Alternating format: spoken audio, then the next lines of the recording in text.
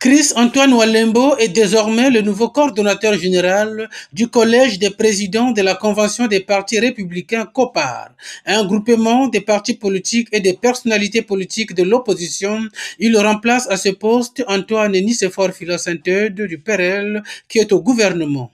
Les leaders membres de cette plateforme, à savoir Bonaventure Bouzika, Bonaventure Mizidi, Chris Antoine Walembo et Roch Onziel, ont signé la charte devant régir le fonctionnement de la COPAR ce jeudi 8 juin 2023 à Brazzaville, à l'occasion de leur rentrée politique.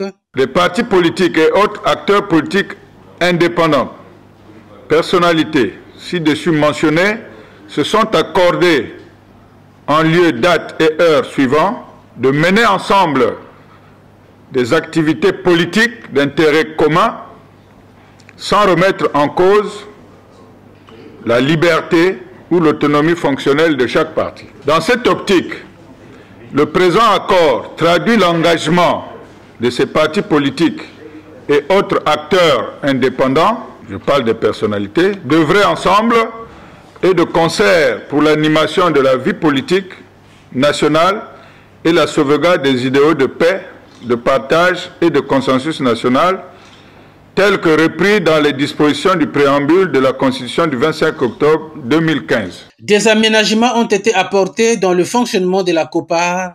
Deux aménagements importants. D'abord, la suppression du poste de coordonnateur général par intérim. Ça n'existe plus chez nous. C'est que la COPAR, au départ, ne regroupait que des partis politiques. Désormais, les personnalités d'envergure de notre pays